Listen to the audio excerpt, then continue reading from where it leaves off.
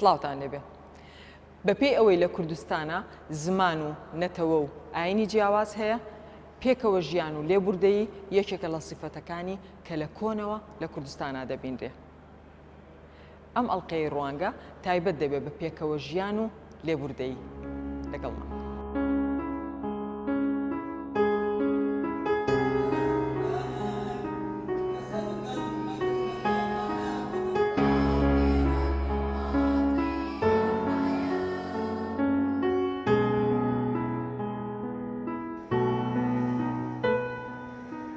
لە سەردەمێکدا دەژین کە بە سەردەمی فرەیی لە هەموو بوارەکانیدا دەناسرێت.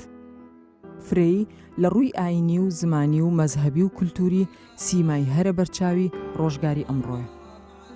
ڕاگررتنی هاوسەنگی لە نێوان پێکهاتە و ئاراستە ئاینیە جیاوازەکان و بێلایەنی دەوڵەت سەبارەت بە ئینتیمایەکی دیاریکرا و وا دەکات هەموو ڕەنگەکان بتوانن بە ئاشتی لە دەوری یەکتر بژین.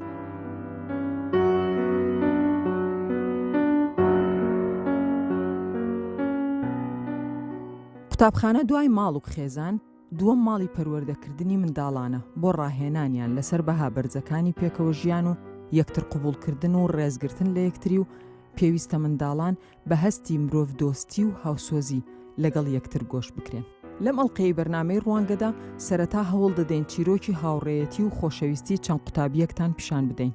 کە سەرەڕای جیاوازی ئاینی و نەتەوەیی لە کەشێکی تەندروستدا ڕێز لە هەست و سۆزی یەکتر دەگرن و جیاوازیەکانیان نابێتە هۆی سڕینەوەی خاڵە هاو بەشە گەشەکانیان.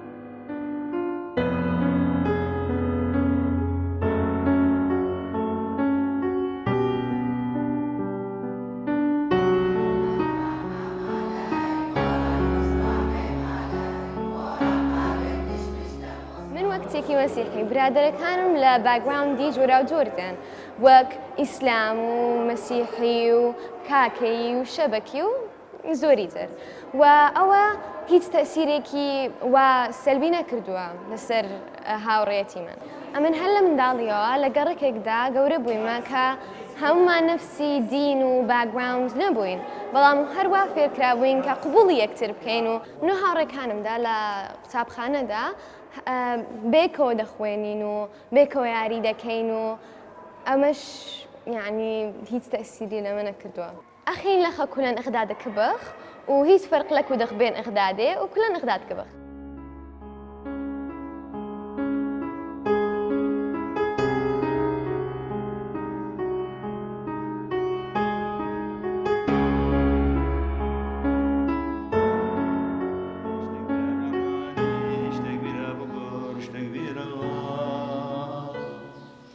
ملك شيس الحق حبيب الله مخلوق مرقى صلاة صلاة المخلوقين المرقى الجمع بين لا الشيخ خدانيت قبيل بيادي غاسد كيشتر برشي خادي عبادة سجود يا شيخ خادي ملك شيس الشيخ محمد رشان أسكتشاك يزيدي ما ومن قالك هاوريتين بليبا قالك شواني يزيدينا أو هنا إسلام هنا مسيحينا بليبا أفتش تأثيري سر هاوريتيان مناكاتن چکوش بومن گر از دفع والکا خوبن دین بومن نمهمه یا مهم اما یا مهم اوام خوشویستیات بین ما دایا و چا ام گلک تاخفین خوشویستیت بین دو حوالا دا گلک یعنی مهمه بله پا راست گلک جاری مشکلات بین ما دا چید بن بله پا آجبون جی یا پید ویا ام جی آجد بین و واکی برد زفرینه و تو تأثیری جیل گل مناکتن اجبالکو ابوی عمری ما ام چنابتن گلک بره خوب دین لای آینی و چنابت گلک حوالت اسلام هبن چونکه توی یزیدی یعنی چنابت حوالت مسیحی هبن چونکه توی یزیدی یعنی دی گلک از بجن از حوالیا وی کسی نکم چونکه او دینه بله پا الله من چنابتن بر خوب دینه ویلای یا اولای ام ویده گلک بر خوب دینه او چای که خوشویستید بین خود دو کسادا چکین چکر بیتن چکج بیتن یا پیدوی او ام ریز جیکتر بگرین و ما اکتر خوش بیتن کردستان اجتماعی من و همه آین و زمان و ام همه حش کردستانیت کین و آین نابتره گره چه خوش تیویات بین آمده.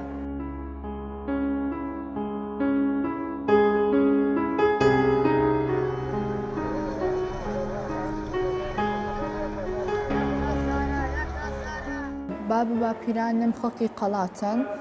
بەڵێ ئەمە بە تورکمان ناسراوین لە ماڵش هەر بە تورکمانی قسەی دەکەین بەڵام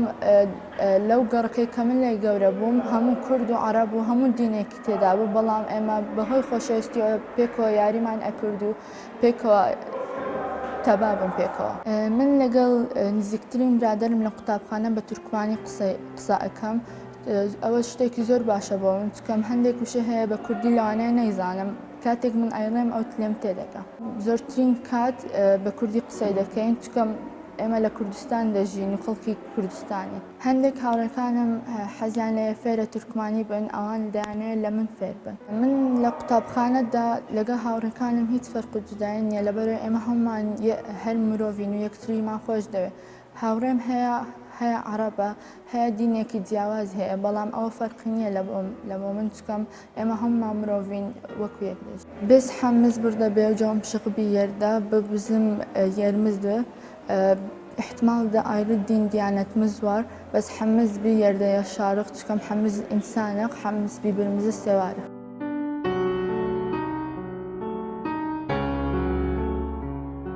Ez Rojava mam. 5 sal az hatma vir. Braderim zor haya. Dini farkın بس هیچ ئەوە جیاوازی لە نێوانمان دروست نابێت چونکە هەر ئێمە مرۆڤین و کوردستانیش دەژین ینی هەر کوردی کچبی بێکەوە چونکە ئێمە لە کوردستانین و ئێمە هەموومان یەکترمان خۆش دەوێت و ئەس لە شامێت عایشەم لە ماڵێ ئەم بە کورمانجی داخەوین و دەرێ ئەم بە عەرەبی لەنو لە شامێ بوون ئەم پشت قەتم هاتن هەولێرێ ئەم بە سۆرانی ئاخەوین چونکە لە دەوروبەرمان هەموو سۆرانی بوون ئەس حش کوردستانێت کوم هەمە هەواڵێ من و کوردستان ئەمە کۆ کردیتەوە بەیەکەوە و زۆر کوردستان خۆش دەوێت.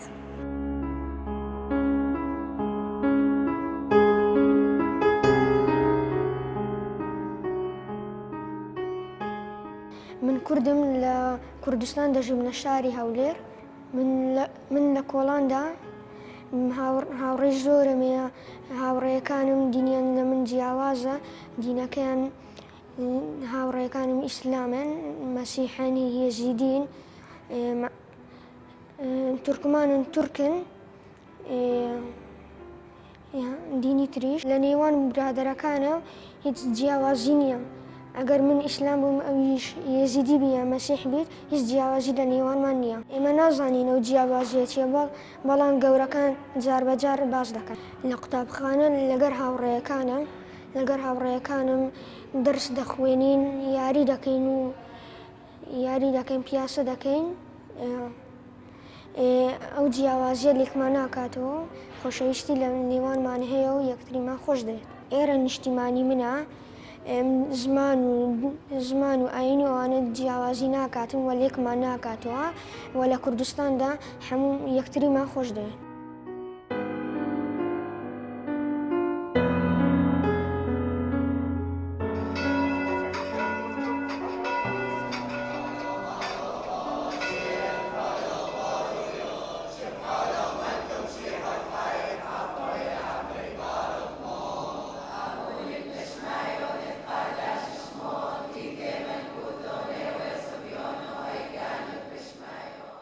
لای خۆیانەوە ئایندارانی کەنیسە جەخت لەسەر ئەوە دەکەنەوە کە ڕێزگرتن لە پیرۆزیەکانی یەکتر و بەدەمەوەچوونی یەکتر کڕۆکی هەموو ئاینەکانە و لە دێر زەمانەوە گەل و ئاینەکانی ئەم ناوچەیە لە شین و شاییدا دەست لە ملانەی یەکتر بوون. بەوروکە دەفما ئەمێ مەسیحی و ئێزیدی بسڵمان پێشیانێکی گەرەکی گرنگە ئەس بێژم تەخمینە من ئەم هەر مناسبەتێک و هەبێت ئێزیایان یە بسڵمانە ئەم چنێ ئەکە مناسبەتە یەژی ئێمە هەبێت تێنێ عید بیت دووری حەوا مەثەلەن تەزیەکە بیت تشتێک هەبێت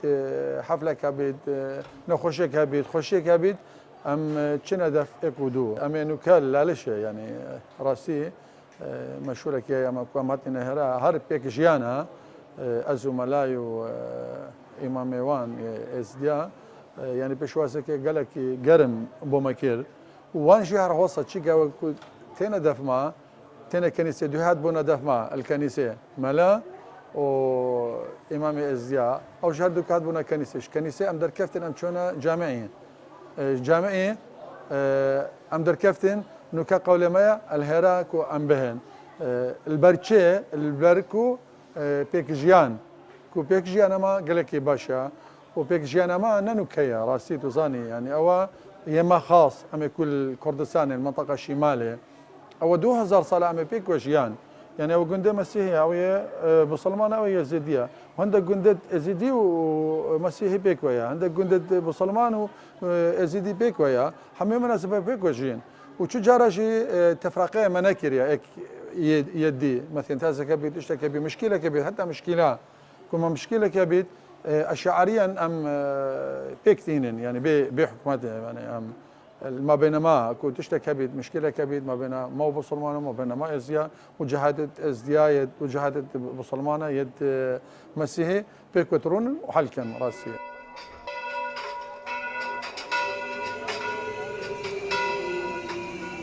نياسم أو رجل دنيا هاي أو جي مثلا رجاي هاي أو جي نفاجت كانوا أو جي عبادة كانوا أو جي وكو همي أديانة يعني أو جي تخمين أخو يعني بودين أخوي هاي أو جي بريكك خاص فكرك هاي بو عبادة خده مثلا ما فكرك هاي بو عبادة خده مثلا بسلمانية هاي فكرك بو عبادة خده أو بو عبادة خده حرك ديني ملاقة بيننا حرك ما بينوية وما بين خده بس علاقة دي داخلي اجتماعي مثلا فني وكنت بمتا يعني بيكجيان يعني ام بيكونا يعني تويا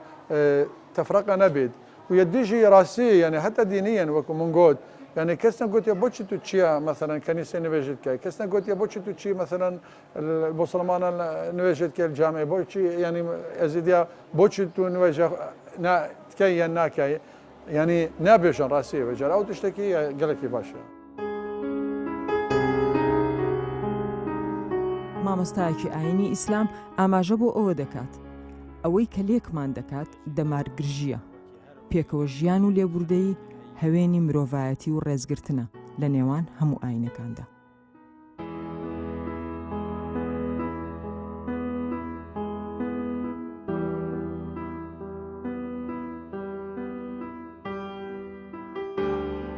همی گاوا وقتی اف مناسبات جشن چید بن ام چین جشن وانا پیروست کردین و ام افید بیجین وک اسلام جی وینیش آمدت کتب چی جشن وانا پیروز بکی چوا مثلا قرآن بجید وقولوا للناس حسنا آخفتنا جوان یا باشی بجه خلکی گوتی للناس نگوتی بو بسرمانا نگوتی بو مسیحیا نه ما همی خلکی فالفيري وقتی ام چین جشن وانا پیروست کردین دفترین نخواره افاوی چندید گینید که ما باشی گهانده و اوجی وقت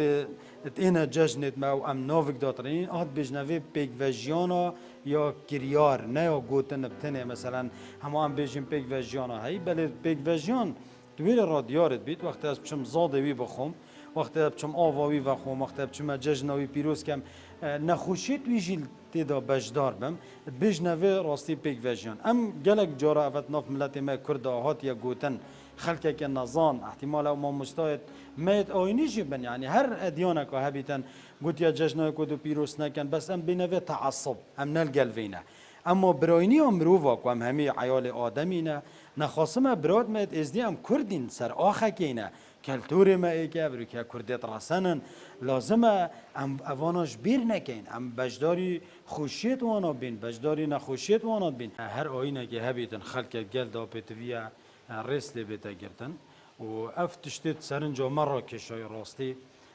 هندک تشتت گلک جوان بون او جی رز گرتن که باش بو ام وقت ما مستاک آینی اسلامی اساتی موره رز که جوان هبو سردریه که جوان هبو قدر گرتن که جوان هبو مدید نبس قدغه کریه که بو ویجه هنه الا کسانت ازدی بنویره نخیر همی ادیان شند بنفیدر که سردان بکن و نوان جهادا بگرن و ببینن حقیقتا بوما کیف خوشه که گله که جوان بو اوه چندید گهینیتن که کردستان ئەڤریکا نمونۆ پێک بە ژیانەیە بۆ جیهانە خەرێکێک و خەلکانە شێت ئازادانە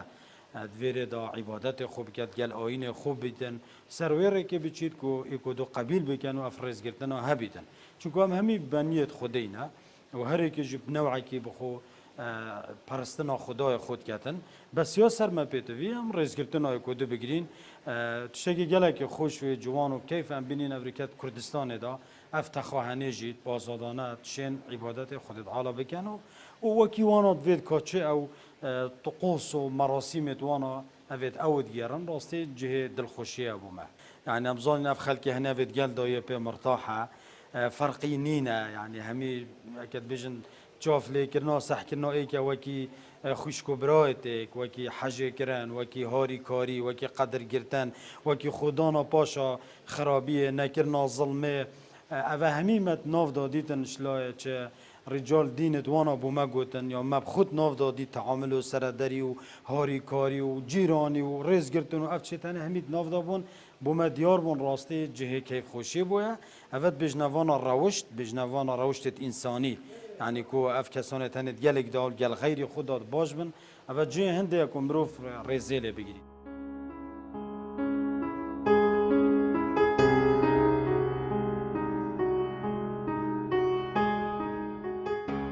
بەوە بەرچاوگرتنی ئەو کارە ساتانی بەسەر عێراق و ناوچەکەدا هاتووە و سەرەڕای ئەو شەپۆلی توندڕەویە کە هەموو جیهانی گرتوتەوە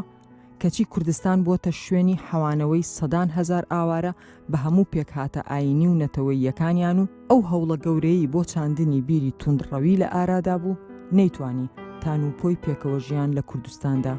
لەناو ببات.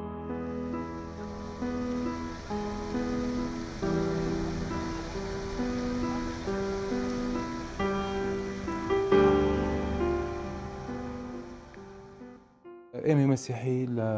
دێر زمانە لەگەڵ خوشکبرا مسلمانەکان ئێزدیەکان جووەکان هەموو پێکاتە ئاینەکان ژیاوین بە ئاشتی و بەتەبایی لەوانەیە هەندێک کێشەی بچوو ڕوویا بێت معالەجە کرابێت لە کاتی خۆیان بەڵام بە قیاس ناکرێت بەوەی کە بڵێن بە کێشە دایمەن ئەبێت لە هەموو شوێنەکە اختلافی وجهاتی نەزەر بێت یاخود لە بیر و ڕا گۆڕین جیاوازی بیر و ڕا ئەوانە هەمووی جایزە و قبوڵە لە چکە لە مجتەمەعێکی متعددیت پێک فرەیت لە ناو منطقەکە ئێمەی مەسیحی کە تەواجودمان بود تەوزیعکردنی مەسیحەکان لە ناوچەکە ئەگەر دقت بێت لە سلێمانی بە شکلێکە لە هەولێر بە شکلێکە لە دهۆک بە شکلێکی ترە لە کۆی و لە شەقڵاو لەو ناوچانش هەم بە شکلێکی ترە هەمووی تایبەتمەندی خۆی هەیە بۆ نمونە ئێستا بڵێن لە هەولێر لە عینکاوە وەکو تەجەموعێکی تایبەت کۆ ناحەیەکی تایبەت هەیە بۆ مەسیحەکان مان لەم ئەمڕ بەهۆی هاتنی ئاوارێکی زۆر لە مەسیحەکانی دەشتی لە بەغا و جنوبی عێراقیش لەگەڵ مووسڵ و دەشتینی نەواش دوای 2014 ناحەیە عینکاوە ڕۆژ بە ڕۆژ گەورە بووە و قەڵەباڵغتر بووە وەروەها پێکهاتاتی تر هاتوۆتە ناو ئاراوە و کوپرای پێکهاتی مسلمان هاتوونەتە ناوە خانویان بەکرێگەتۆتیای ئەژین لەگەڵمان ئەمڕۆ لەگەڵ وەرەوە پێکهاتەی ئێزدیشیمان هەیە لە ناوچەکە وەروەها سابەی مەندائیشمان هەیە لە عینکاوە نیشتەجێن لەگەڵمانە و بە تەبایی ئەژین ئێمڕۆ لە سلێمانی بینیت مەسیحی و مسلمان پێکەوە ئەژی کەس جیا ناکاتەوە بڵێ ئەمە خەڵقی ئەمە مەسیحیە ماڵە مەسیحیە ماڵە مسلمان ئەمەین لە پێکەوە ژیان کەس هەستی نەکردو ماڵە فەرقیان هەیە لەگەڵێکترە لە ساڵی 2014 و ئەو کارە ساتێک کە بەسەر مەسیحی و ئێزدیا هات تەمان مەسیحی و ئێزدی و مسلمانیشی تیا بوو لەگەڵ کاکەی تیا بوو لەگەڵ شەبەکی تیا بوو هەمووی بێبەش نەبوون لەم کارە ساتێک کە ڕوویە ئێمەی مەسیحی کە ڕۆژی کە خەڵقی ئاوار مەسیحەکان ئاوارە بوون تەمان باسی ئاخر ئاوارەت بۆم کە هەمویان هاتن دەشتینەوەشیان چۆڵ کرد دوای مووسڵ دەشینەوە اینجا هاتنە کوردستان لە 2000 مانگی 6 2014 بوو مەسیحەکان کە هاتنە کوردستان لەگەڵ ئێزدەکانە باوەشێکی گەرم کرایە بۆیان پێشوازیانێکردن مەعەلم لە بارێکی اقتصادیەکی خراپ حکومەتێرەم پێیا ڕۆیشت لە بیدایەتی ئەزمەکە کە ڕوویە نزیکەی 104 مزگەوت کرانەوە پۆڵی بۆنەکان کرانەوە لەگەڵیا بۆ پێشوازیکردن لە خێزانە ئێزدەکان و مەسیحەکان سوپاسی وەزارەتی پەروەردە بکەین کەوا مەکتەبەکانی کردەوە سوپاس بۆ پارێزگاکان کەوا مؤسساتی ناو پارێزگاکانیان کردەوە بۆ پێشوازیکردنی ئاوارەکان زۆر مهمە ئەو خەڵقە وعی هەبێ لەسەر مۆزۆی پێکەوە ژیان و احترامکردنی یەکتری من ناڵێم لێرە کێشەمان نییە پێم خۆشە لە لەرگای بەڕێستانەوە ڕێز و احترام هەیە بۆ هەموو مامۆستایانی ئاینی ئەرکی گەورەی مامۆستای ئاینی ئەوەیە کەوە ڕۆحی پێکەوە ژیان بڵاو بکەنەوە هەندێک احترام بۆ هەندێک مامۆستای ئاینی کەوە ئێمە دووچاری هەندێک کێشە بووینێتەوە بۆ نمونەوە وەزارەتی ئەوقاف چەندین پرۆژەی دروستکردنی کەنیسەمان هەیە لە شارۆچکەی ئەنکاوە بەهۆی زۆرف اقتصادی گەنە لە دوهۆکی شەمان بوو لە سێمانیش پرۆژەمان هەبوو بەڵام هەمووی بە زۆرف اقتصادی خراپ وەستا ئینشاڵە دوای ئەم حل بێت بتوانین بەردەوام بین بەڵام هەندێک کێشەکەیتە بەردەمان کار نەکردنی هەندێک وەستاوکرێکار لەوێ ئەڵێ حرامە هەندێک ئالیات هەیە حەفارە نایەت ئیشکات ئەڵێت ئەوە کەنیسێ حرامە کاکە پارەکەی پارەی حکوومەتە ئێمە پارەی حکومەت پارەکە سەرفەکات ئەمە مقاولاتە نەخێر مامۆستا گوتێتی حرامە ئیشکردن لە کەنیسە ئەم فکرانە بەڕاستیە بێت معالەجە بکرێت کێشەیەکی ترمان هەبوو پێشماوەیەک بەرزمان کردو هەر بۆ وەزارەت بۆ جەنابی وەزیر لە ڕێگای خۆیەوە بەرزی کردو بۆ سەرۆکاتی ئەنجومەنی وەزیران هێناونتە هاوردەکردنی هەندێک کەلوپەل کە هێمای ئاینەکانی لەسرە بۆ نمونە سەلیب خاچی لەسەر پێڵاوێک عەلەمی بۆ نمونە ئەمریکا و سەلیبێکیان داناوە لەسەری تۆ کێشە دەگەڵ ئەمریکا هەبێت بۆچی سەلیبی معتەقەدی ئاینەکە خەیت و جەرحی مەشاعری پێکهاتەکانەکەیت چەندین دوکان و بازار هەبوو لە هەولێر تاجر بوون هێنابوویان بۆ ئێرە داوامان کرد لە حکومەت لە سەرۆکاتی ئەنجومەنی وەزیران کەوا ڕێگای قانونی بگیرە لەیان و احترامی هەموو پێکهاتەکان بگرن بۆ نمونە بەکارهێنانی وشەی ئاڤێستا کە کتێبی پیرۆزی زەردەشتەکانە لەسەر هەندێک کلینێکس و شتی تر کەوا بەکارێت بۆ ئێستعمالاتی خارج ئەمە جوان نییە دیاردێکی ناشارستانە بەکارهێنانی هەندێک ڕموزی دینی بۆ سەر پێڵا و بۆ سەر تیشێرت کەوا جەرحی مەشاعری بەرامبەرەکات پێویست ناکات ئەمە بیان هێنین بۆچی کواڵیتی کۆنترۆل هەیە حدود هەیە مەتارات هەیە ئەتوانێت ئەو شتە ڕەت کاتەوە